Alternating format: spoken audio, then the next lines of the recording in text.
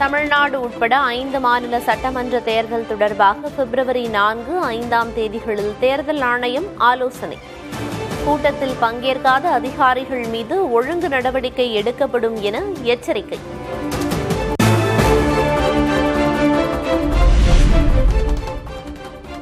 தமிழகத்தில் வாக்காளர் பட்டியலில் பெயர் சேர்ப்பதற்கு நீடிக்கப்பட்ட கால அவகாசம் நாளையுடன் நிறைவு. தமிழகம் முழுவதும் பெயர் சேர்க்க இதுவரை 16 லட்சம் பேர் மனு.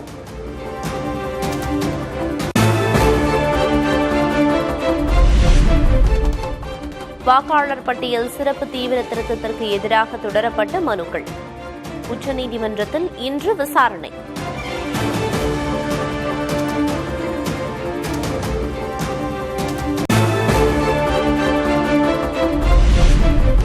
மகாராஷ்டிராவில் விமான விபத்தில் உயிரிழந்த அஜித் பவார் உடல் இன்று தகனம்.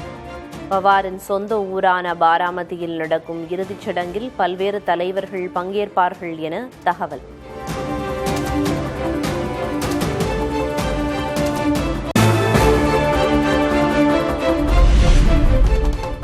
மகாராஷ்டிர துணை முதல்வர் அஜித் பவாரின் மரணம் அதிர்ச்சியளிப்பதாக பிரதமர் மோடி பதிவு. அமித்ஷா, கார்கே, ராகுல் காந்தி உள்ளிட்டோர் அஜித் பவாரின் மரணத்திற்கு இரங்கல்.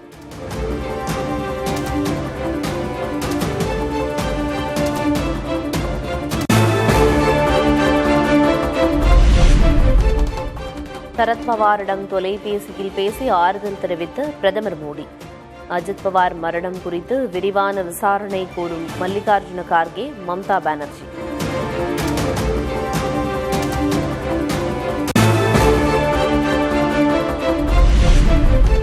அஜித் பவாரை பலி கொண்ட விமான விபத்தில் எந்த சதியும் இல்லை, இது ஒரு விபத்துதான் என்றும் சரத்பவார் கருத்து.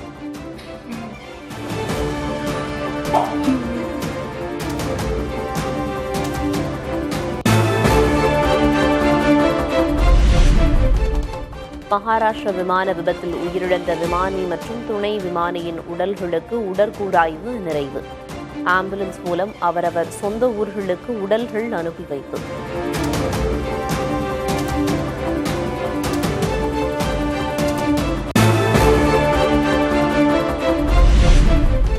மகாராஷ்டிராவில் துணை முதல்வர் அஜித் பவார் சென்ற விமானம் விபத்துக்குள்ளான காட்சி வெளியானது. விபத்து நடந்த இடத்தில் மத்திய விமான போக்குவரத்து துறை அதிகாரிகள் ஆய்வு.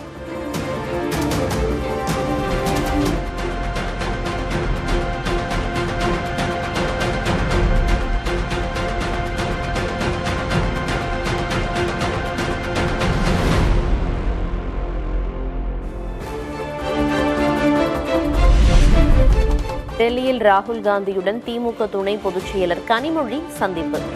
சுமூகமாக நடந்தது திமுக காங்கிரஸ் தொகுதி பங்கீடு பேச்சுவார்த்தை.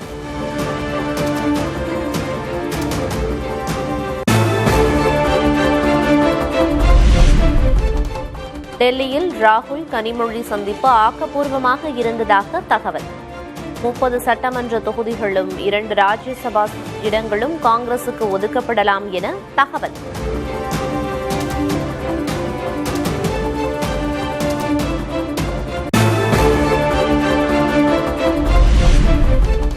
நாட்டிலேயே இஸ்லாமியர்களுக்கு பாதுகாப்பான மாநிலம் தமிழ்நாடுதான் என முதல்வர் பெருமிதம். தமிழ்நாட்டில் நிலவும் மத நல்லிணக்கம் சிலரது கண்களை உறுத்துவதாகவும் விமர்சனம். இஸ்லாமியர்களுக்கு பாதுகாப்பான மாநிலமாக இன்றைக்கு இருக்கக்கூடிய ஒரே மாநிலம் தமிழ்நாடு தான். அதுக்கு காரணம் திராவிட முன்னேற்ற கழகம். திமுக தான் சிறுபான்மையின மக்களை காக்கக்கூடிய காவல் அரண்.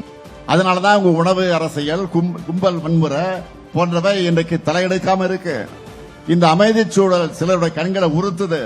தமிழ்நாட்டில் எப்படியாவது குழப்பம் ஏற்படுத்தலாமான அவங்க போடுற ராஜதந்திரங்கள் எல்லாம் வீணாகிட்டு இருக்கு.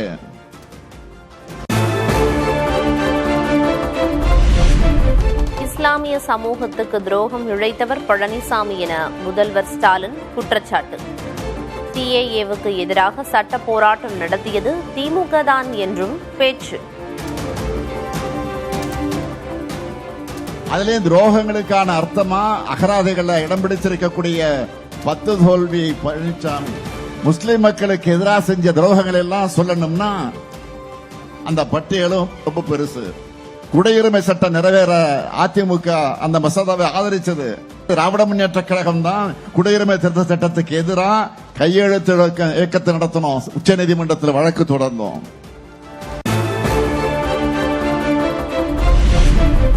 வக்ஃப் வாரியத்தில் பதிவு செய்துள்ள உலமாக்களுக்கான ஓய்வூதியம் 5000 ரூபாயாக உயர்வு. இருசக்கர வாகன மானியம் 50,000 ரூபாயாக உயர்த்தப்படும் என்றும் முதல்வர் மு.க. ஸ்டாலின் அறிவிப்பு.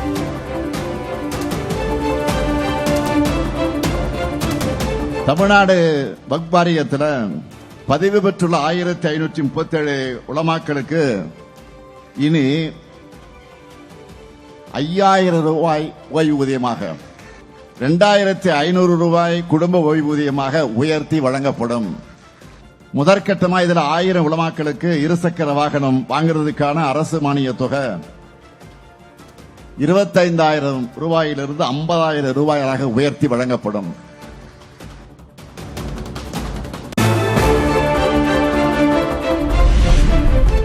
திராவிட மாடல் அரசுக்கு உறுதுணையாக இருப்போம். இந்திய யூனியன் முஸ்லிம் லீக் மாநாட்டில் காதர் மொய்தீன் உறுதி.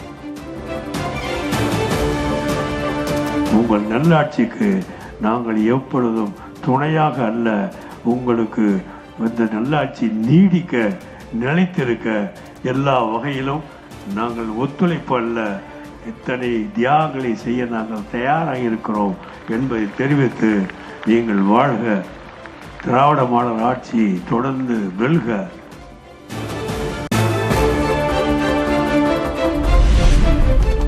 சிறுபான்மையினர் வாக்குகளை பிரிக்கும் முயற்சிக்கு இஸ்லாமியர்கள் துணை போகக்கூடாது. விஜயை மறைமுகமாக விமர்சித்த நவாஸ்கனி எம்பி. புதிதாக பாரதியோடும் கூட்டணி இல்லை, திமுகவோடும் இல்லை என்று சொல்ல ஒரு கட்சி இங்கே தமிழகத்திலே தேர்தலை சந்தித்து வந்து சிறுபான்மையுடைய வாக்குகளை எப்படியாவது பிரித்து கொள்ளலாம் என்று திட்டமிட்டால் அதற்கு இஸ்லாமியர்கள் எந்த காலத்திலும் அந்த அவர்களுடைய சூழ்ச்சிக்கு அடிபணிய மாட்டார்கள், சூழ்ச்சிக்கு துணை போக மாட்டார்கள்.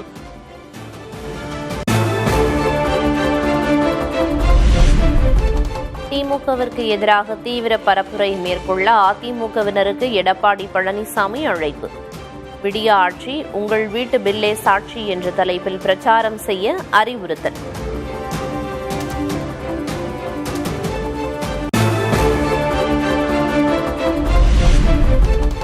கூட்டணி குறித்து யார் என்ன கூறினாலும் நம்ப வேண்டாம் என பிரேமலதா விஜயகாந்த் பேச்சு.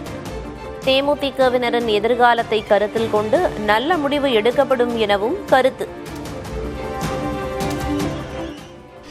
எப்போ உங்க அண்ணே தலைமை கழகத்தில் அதிகாரப்பூர்வமாக அறிவிக்கிறேனோ அதுதான் உண்மையான அறிவிப்பு.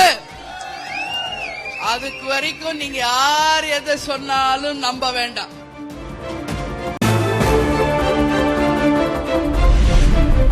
தேமுதிக எந்த பக்கம் செல்கிறதோ அந்த கூட்டணிதான் வெற்றி பெறும். புளியங்குடி பரப்புரை கூட்டத்தில் விஜயபிரபாகரன் பேச்சு. இரண்டு கட்சியுமே சரிசமமா இருக்காங்க. இன்னைக்கு தேமுதிக எந்த பக்கம் போகுதோ அவங்க தான் இன்னைக்கு ஆட்சியில உட்காருவாங்க. அதுல மாற்று கருத்து இல்ல.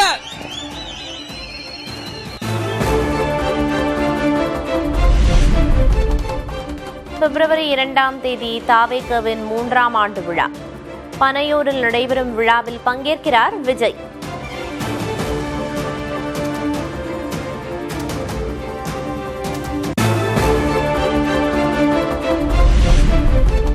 தாவேக கொடுக்கும் வாய்ப்பை காங்கிரஸ் பயன்படுத்திக் கொள்ள வேண்டும் என விஜயின் தந்தை எஸ். ஏ. சந்திரசேகர் வலியுறுத்தல். தங்களுக்கு யாரும் பூஸ்ட் கொடுக்க வேண்டாம் என காங்கிரஸ் மாநில தலைவர் செல்வ பெருந்தகை பதில். ஏற்கனவே ராகுல் காந்தி எங்களுக்கு எல்லாருக்கும் பூஸ்ட் கொடுத்து வச்சிருக்காரு, ஹார்லிக்ஸ் கொடுத்து வச்சிருக்காரு. எங்களுக்கு யாரும் பூஸ்ட் கொடுக்க வேணாம், நாங்கள் போன்விட்டா ஹார்லிக்ஸ் எல்லாத்தையும் சாப்பிட்டுட்டு இருக்கோம். இருந்தாலும் அவர் பூஸ்ட் கொடுக்குறேன்னு சொன்னதுக்கு நன்றி.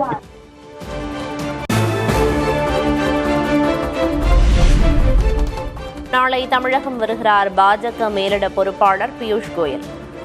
பாஜகவின் தேர்தல் அறிக்கை தயாரிப்பு குழு சுற்றுப்பயணத்தை தொடங்கி வைப்பதாக தகவல்.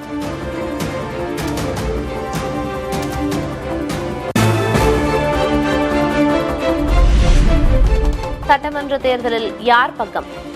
ஆதரவாளர்களுடன் ஓ பன்னீர்செல்வம் இன்று ஆலோசனை.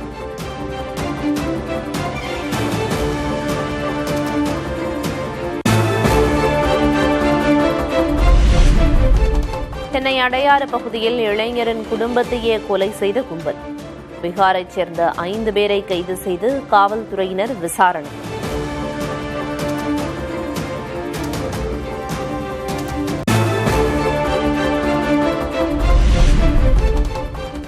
திமுக ஆட்சியில் தமிழ்நாட்டில் சட்டம் ஒழுங்கு சந்தி சிரிக்கிறது என எடப்பாடி கே பழனிசாமி கண்டனம். திமுக அரசு நீடிக்கும் ஒவ்வொரு நாளும் பெண்களுக்கு அச்சுறுத்தல் அதிகரிக்கும் என அன்புமணியும் கண்டனம்.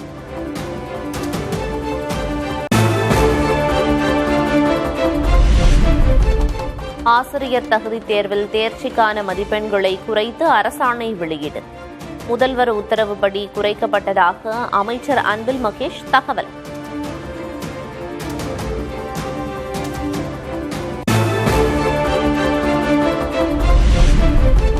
தைப்பூசத்தையொட்டி தமிழகம் முழுவதும் முருகன் கோயில்களில் சிறப்பு பூஜை.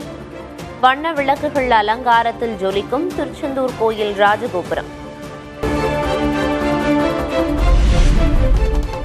நெல்லை மாவட்டம் மாஞ்சோலையிலிருந்து வெளியேற தொழிலாளர்களுக்கு உத்தரவு.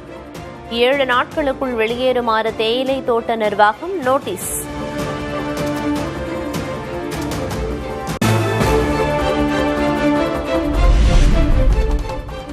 உயர்கல்வி நிறுவனங்களில் மாணவர்களிடையே சமத்துவத்தை பேணுவது தொடர்பான யுஜிசி விதியால் பெரும் சர்ச்சை.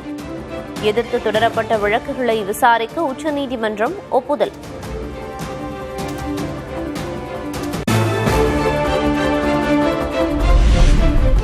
அணு ஆயுதங்களை கைவிட்டுவிட்டு பேச்சுவார்த்தைக்கு வருமாறு ஈரானுக்கு அமெரிக்கா மீண்டும் அழைப்பு.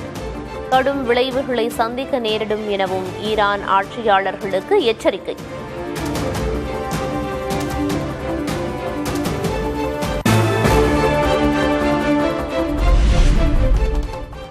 வரலாற்றில் முன்பு எப்போதும் இல்லாத அளவிற்கு எதிர்வினையாற்றுவோம். அமெரிக்க அதிபர் டிரம்ப் எச்சரிக்கை விடுத்திருந்த நிலையில் ஈரான் பதிலடி.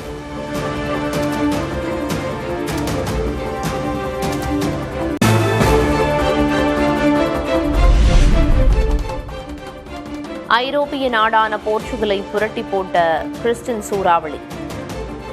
மரங்கள் முறிந்து விழுந்து கட்டடங்கள் இடிந்து விழுந்ததால் பலத்த சேதம்.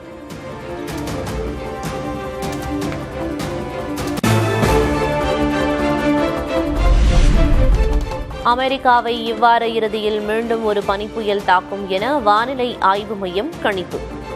பொதுமக்கள் மிகுந்த கவனத்துடன் இருக்கவும் அறிவுறுத்தல்.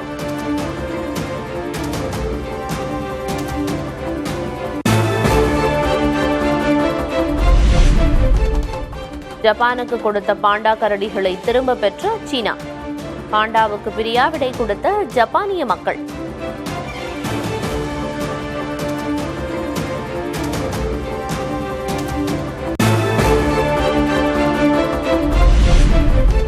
உலகின் முதல் தங்கச்சாலையை அமைக்கிறது துபாய்.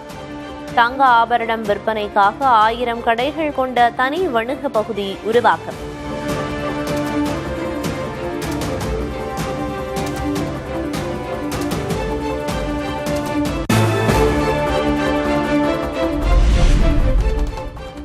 மீண்டும் புதிய உச்சமாக 1.25 லட்சம் ரூபாயை நெருங்கியது தங்கம் விலை. ஒரே நாளில் சவரனுக்கு 5200 ரூபாய் உயர்ந்து 1,24,880 ரூபாய்க்கு விற்பனை.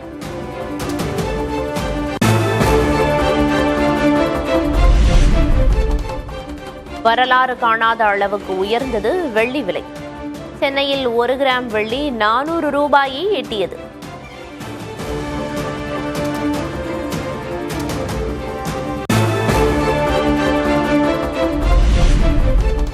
இந்தியாவிற்கு எதிரான 4வது T20 போட்டியில் நியூசிலாந்து அணி வெற்றி. 50 ரன்கள் வித்தியாசத்தில் வீழ்த்தி அசத்தல்.